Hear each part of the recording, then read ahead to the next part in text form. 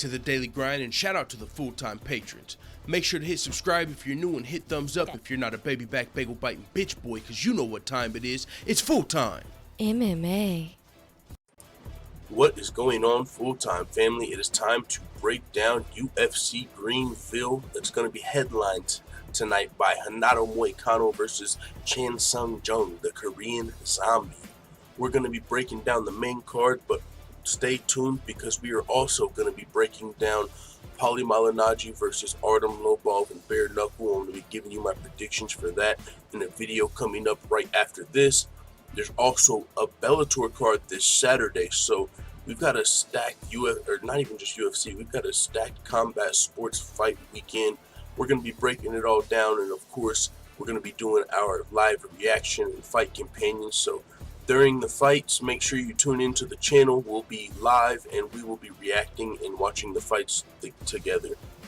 So with that being said, let's get straight into the breakdown and predictions for UFC Fight Night Moicano versus the Korean Zombie.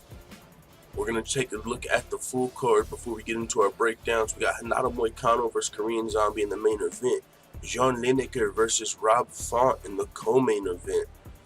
John Lineker stepping in, replacing Cody Stamann. I think that's a better fight anyway. John Lineker always brings the pain, and he's never been in a boring fight, in my opinion.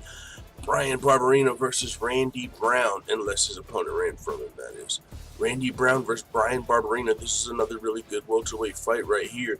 Randy Brown, he beat Mickey Gall, and, it was pretty surprising because he bloodied him up pretty good. But then, also surprising, his next fight, the loss to Nico Price, he seemed to be in good position, and Nico Price hammer-fisted him from the bottom and knocked him out. So Randy Brown looking to bounce back from that. Bryan Barbarina's been in there with some of the best welterweights in the world. He's looking to prove that he's a real contender. We've, of course, got Andrea Lee, who I actually think, whole Nazi husband and, all that aside, I actually think she can be a future title challenger in this 125-pound division. Notice I said challenger and not champion because nobody's going to beat Valentina Shevchenko in a long time. I don't see that happening. But Andrea Lee is actually one of the girls with the best skills in this division. In this new division, she's got some of the best skills.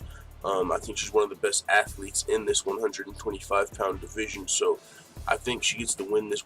We'll get into the predictions, but yeah, Andrea Lee, I think she's going to be challenging for the title probably, if not this year, early next year. She'll be one of the next 2 or 3 girls fighting for the title. And then, of course, Kevin Holland versus Alicia Di Chirico. That's going to be a good fight. Kevin Holland, the guy I've got my eyes on, he came from the Contender Series.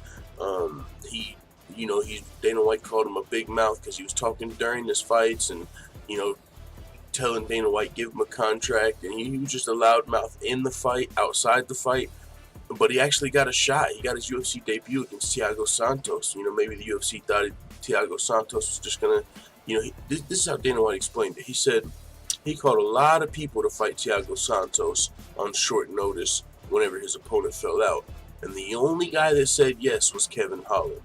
He said, all right, so I guess we're gonna give Big Mouth a shot. Kevin Holland came in there and went 3 rounds, entertaining rounds, even made it competitive, and did not get finished by the fucking killer that is Thiago Santos. Kevin Holland came in there on short notice, and he also was talking during the fight, even during that fight. And so he actually made a lot of fans and impressed Dana White. And so, I've got my eye on this kid, Kevin Holland. I think he's got a lot of potential in the sport, so we'll see where it goes. But he's going to be taking on Alicia Di Chirico. And that's actually where we're going to start our breakdown and predictions on Kevin Holland versus Alicia Di Chirico. So, in this fight, and I don't know why on my screen, I started with Ashley Yoda versus Yuri Kondo. Is that no longer on the main card? Where's Ashley Yoda? Oh, they moved that to the...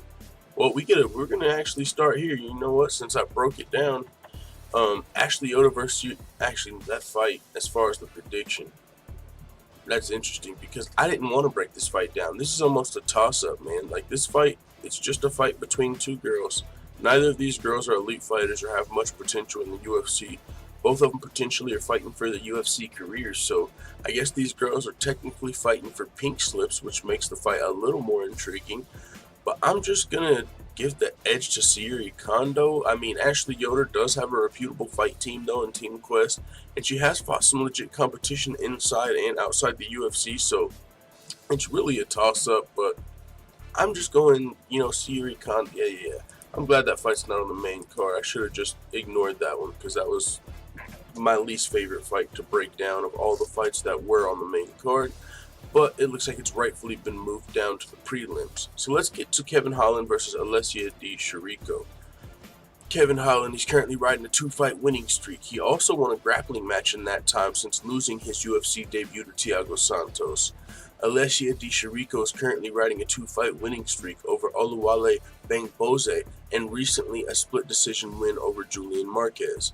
I'm taking Kevin Holland in this fight. He's been impressive since his UFC debut to Thiago Santos, that loss, and Alessia Di Chirico is 3-2 in the UFC, with 2 of those wins coming by way of split decision.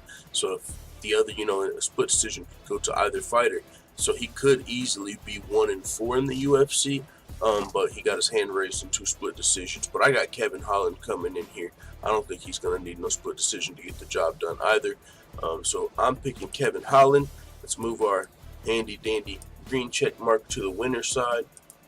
And I believe Andrea Lee's going to be over there as well, so we'll keep it there. Because as I said, I'm picking Andrea KKK Lee. She's currently riding a 6-fight winning streak. She's 2-0 in the UFC, only losing to her Nazi husband, who was recently on the run from his former partners of the law. Alright, that was a joke, guys. No, but he really was on former cop. Fucking bullshit. This dude seems like a real piece of shit here. But either way, that's another topic for another day. Andrea Lee is currently riding a 6-fight win streak. Montana De La Rosa is currently riding a 3-fight winning streak since losing to Nico Montano on The Ultimate Fighter. She's coming off of wins over Rachel Osovich and Nadia Kasim, neither of which girls are on the level of Andrea Lee. Neither is Nico Montano. I think Andrea Lee would give the fucking business to Nico Montano. So, and she beat Montana De La Rosa. Andrea Lee, if there was no Valentina Shevchenko, Andrea Lee could very well be a champion in this division. But I think Valentina Shevchenko is going to be like the John Bones Jones or the Demetrius Johnson of this division and just fucking wreck girls for a couple of years to come. Just defending her belt, just fucking crushing these girls' dreams. But Andrea Lee is actually a legit fighter with legit competition. So I think she's going to get this job done in here pretty easy. Moving on to Bryan Barbarina versus Randy Brown. Now, we might want to move the check mark on this one. For Bryan Barbarina versus Randy Brown, Bryan Barbarina, he's 1-2 in his last 3 fights in the UFC. He lost to Leon Edwards and Vicente Luque. They're both extremely tough welterweights. He picked up a win over Jake Ellenberger in between those losses. Randy Brown, he's also 1-2 in his last 3 fights in the UFC. He lost to Bilal Muhammad and Nico Price and got a win over Mickey Gall. So, neither one of their wins are like, oh my god, you beat this guy, like that guy's super tough. Both of their wins are over guys they were supposed to beat. I mean, and of course Randy Brown, now you're saying that after the fact, because Mickey Gall does have pretty good jiu-jitsu, so you could actually say Randy Brown's win was a little more impressive. But both of them lost to guys that are really tough. Bilal Muhammad, Nico Price, and the way he lost to Nico Price was really interesting. So you wonder where Randy Brown's chin is, you know what I'm saying? And so this is a really interesting matchup, a really good matchup. I think I'm going to have to give the edge to Randy Brown here. Bryan Barbarina, he's lost all of his toughest fights in the UFC, and Randy Brown, he's one of those really tough fights. Also, his loss to Nico Price, it was it wasn't a fluke, because Nico Price earned the win, but it was a little fluky on Randy Brown's part, considering he was winning the fight till he got KO'd by that hammer fist from the bottom, which you never see hammer fist from the bottom. Guys get knocked out like that. So you got to wonder what, really where Randy Brown's chin might be after that, because that's a pretty rare knockout position.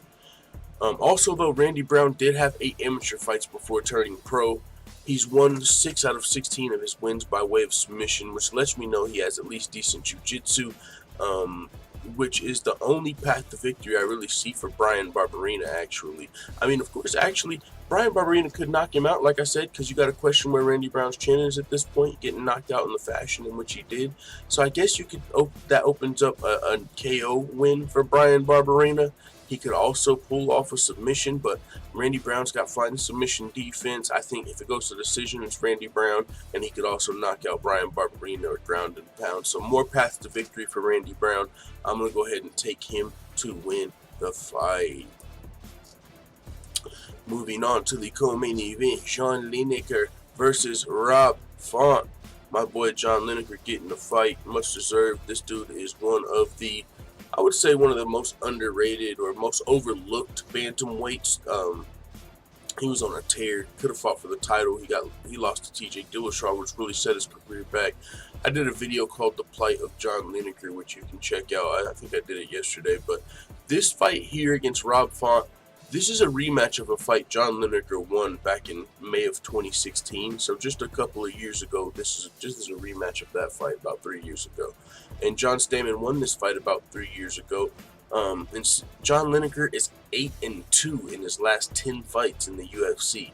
He's coming off a split decision loss to what's his name, Corey Sandhagen, which snapped a 2-fight winning streak over Marlon Vera and Brian Kelleher. Rob Font is 6-3 overall in the UFC, 2-1 in his last 3 fights, coming off a win over Sergio Pettis after losing to Rafael Assunção. In this fight, I gotta take John Lineker. He's my boy for one. You know, I kind of root for the underdog, and just the plight of John Lineker makes me root for him even more. This dude's like currently working at, he's one of the best bantamweights in the world, and he's currently working at like an exotic pet store and begging the UFC for fights, saying release me if you're not gonna let me fight, so I can go get fights somewhere else. I just need to make some money. So John Lineker, and like I said, he's one of the best bantamweights in the world. So I got to take John Lineker. He's got a lot more experience also inside and outside the UFC. He's been fighting at a higher level for a longer time. He could have fought for the 135-pound title already. He was 10-1 in the bantamweight division before losing to TJ Dillashaw, who very possibly could have been on PEDs in that fight. So it derailed John Lineker's career as far as title aspirations, because he also broke his jaw in that fight, and so it took him a little while to come back. He had to heal up. You know, it took him about 9-10 months to get back in the octagon after that fight with a potential cheater, and so that really set him back a little while. And then when he came back, he won 2 fights, and then he fucking loses a split decision.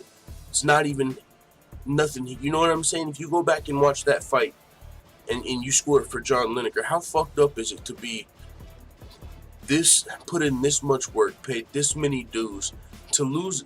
You fucking need this title shot. You put in the work, and to have it derailed again by some people that don't even know MMA judging the fight, that judge boxing, and oh my god, man. So you know, that's kind of why I root for John Lineker. But also, I mean, he's got a very real chance of winning this fight regardless. But with that being said, as I previously said, this is also a rematch to a fight John Lineker previously won, and it's not like they fought fucking 6-7 years ago, and they're both completely different fighters. I'm sure Rob Font has improved, but I think so has John Lineker. So I think John Lineker comes in. It is short notice, but John Lineker is just hungry for a fight, so I don't think that's going to hurt him too much. I'm sure he's staying in shape. So I'm picking John Lineker to win this fight. If it goes to a decision, it would be completely, you know, if he lost another split decision, that would be insane. But I think he's going to win this fight. We will see. We will see. I got John Lineker. Moving to the main event of the evening, we've got Renato Moicano versus Chan Sung Jung, the Korean Zombie. And I am going to be picking Renato Moicano to win this fight, so we'll leave the green check mark there. Renato Moicano, man, is really good. He was undefeated coming into the UFC. He's fought tough competition inside and outside the UFC. He's only lost in the UFC most recently to former featherweight kingpin and champion Jose Aldo and former UFC title challenger Brian Ortega, whom Moicano was actually beating in that fight up until Brian Ortega pulled off the comeback submission in the 3rd round. But if the fight went to a decision, Moicano would have won that fight for sure, and he might have fought for the title already. Who knows? You know, that comeback. That's one thing Brian Ortega is known for. He's, you know, been losing the striking, losing the fight, losing the first 2 rounds, and then he comes back and finds that submission in the 3rd round, and that's what happened to Renato Moicano. So, but he's shown he's still, when it comes to winning a fight, if he doesn't make a mistake, this dude, I mean, he can do great things. He's a really, really fucking good fighter. He, of course, lost to Jose Aldo, but Jose Aldo has been on a tear. He's looking great again. You know, who did Jose Aldo just fight? He just fought again over the weekend. I think Jose Aldo lost, but I mean, before that, he knocked out Jeremy Stevens. I mean, Renato Moicano even. So he beat Renato Moicano. So yeah, I really am a believer in Renato Moicano's talents as far as how he's can do in this featherweight division, the guys that he's fought inside and outside the UFC, and comparing him to the guy he's going to be fighting in this fight, Chan Sung Jung. Chan Sung Jung has been a little less active lately. He's only 1-1 in the UFC since 2013 because he had to do mandatory military service, I believe, and so that took 4 years off of his UFC career. Since then, the Korean Zombie has came back. He's 1-1 in those 2 fights. He knocked out Dennis Bermudez early in the 1st round, and then he got beat up by Yair Rodriguez and knocked out with 1 second left on the clock by that crazy up elbow from Yair Rodriguez that knocked Korean Zombie out with 1 second left, or the fight probably would have been a decision for Yair Rodriguez, but he ultimately got knocked out. So like I said, I'm picking Moicano to win this fight unless Korean Zombie gets the finish. Moicano has beat everybody not named Jose Aldo. He's been a lot more active as a fighter than the Korean Zombie. Moicano wins this fight if it goes to a decision, but if either of these guys make a mistake, this fight could be over in a second. With that being said, that is UFC Greenfield. That's the UFC fights going down this Saturday, and stay tuned. As I said, I'm about to break down Paulie Malignaggi versus Artem Lobov. Spoiler alert, I think it's going to surprise a lot of you who I pick in that fight. So with that being said, it is what it is. Let the full-time family know what you think in the comments. I'm out. Bye, Felicia.